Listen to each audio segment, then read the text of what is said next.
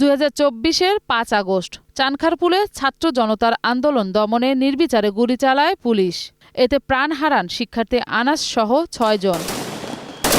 ওই দিনই শেখ হাসিনা সরকারের পতন হলে জুলাই গণ অভ্যুত্থানের হত্যাকাণ্ডের বিচার করার সিদ্ধান্ত নেয় অন্তর্বর্তী সরকার। সংশোধন আনা হয় আন্তর্জাতিক অপরাধ ট্রাইব্যুনালের আইনে। এই হত্যার ঘটনায় পুনর্গঠিত ট্রাইব্যুনালে প্রথম মামলা করে প্রসিকিউশন, যার রায় ঘোষণা হয়েছে সোমবার। মামলায় 8 পুলিশ কর্মকর্তাকে আসামি করা হয়।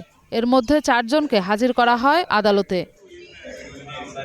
রায়ে ডিএমপির সাবেক কমিশনার হাবিবুর রহমান হাবিব, যুগ্ম কমিশনার সুদীপ কুমার চক্রবর্তী ও রমনার সাবেক উপ পুলিশ কমিশনার শাহ আলমকে মৃত্যুদণ্ডের আদেশ দেন আন্তর্জাতিক অপরাধ ট্রাইব্যুনাল 1।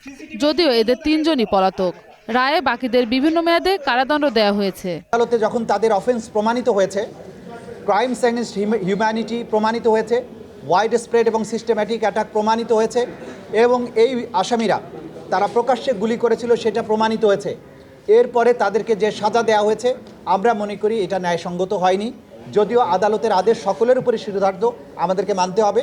যেহেতু একটা অ্যাপিলেট ফোরাম আছে, সুপ্রিম কোর্টে এটার বিরুদ্ধে, এই সাজার বিরুদ্ধে, কম সাজা যেটা দেওয়া হয়েছে সেই অংশটুকুর বিরুদ্ধে প্রসিকিউশনের পক্ষ থেকে আমরা আপিল করব। রায়ে ক্ষুব্ধ প্রতিক্রিয়া জানিয়ে ন্যায় বিচার নিশ্চিত হয়নি বলে দাবি করেছেন নিহত আনাস ও ইয়াকুবের পরিবার।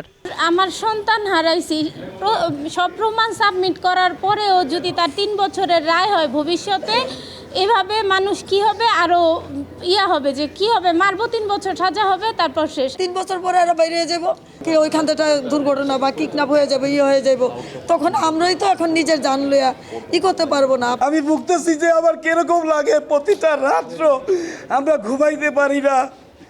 আমাদের এখন রীতিমতো এখন আমরা চলাফেরায় ভয় পাই। রায়ের বিরুদ্ধে আপিল করার কথা জানিয়েছেন আসামি পক্ষের আইনজীবী। আমাদের দেশের পেনাল কোড, সিআরপিসি এবং পিআরবি এগুলো হচ্ছে তাদের উপর প্রয়োগ। এই প্রয়োগগুলোর কারণেই কিন্তু তারা বাধ্য, এবং তারা যদি ওই সময় যদি এই অর্ডারগুলো না শুনতো, দেখা যেত যে তাদের যদি ধরেন শেখ হাসিনা সরকার যদি টিকে যেত, তখন দেখা যেত কিন্তু আবার যারা অর্ডার শুনে নেয় তাদেরও কিন্তু আবার বিভাগীয় পানিশমেন্ট দিত। কারণ পুলিশ বাহিনীতে কিন্তু অর্ডার না শুনলেও সাজা হয়। এটি আন্তর্জাতিক অপরাধ ট্রাইব্যুনাল 1 এর দ্বিতীয় আর আইন শৃঙ্খলা বাহিনীর বিরুদ্ধে করা মামলার প্রথম রায়। মৌসুমী মৌ, গ্রিন নিউজ, ঢাকা।